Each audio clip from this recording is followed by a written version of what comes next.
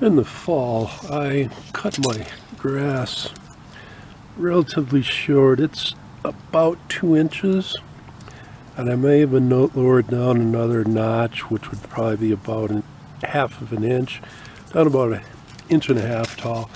The reason being is the shorter the grass, the less chances you are of getting snow mold, which is, I live in Minnesota.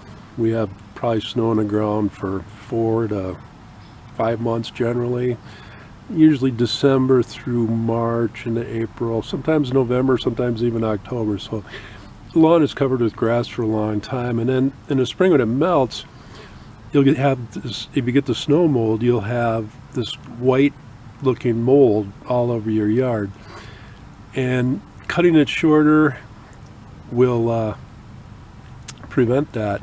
Another thing too is if your grass is longer, it can fall over, get matted down by or compacted by the snow, which provides great places for mice to build nests and things like that. So I've cut it short for years and it's worked out real well. But be sure and check out my other videos. Please subscribe, like, share, and leave a comment below.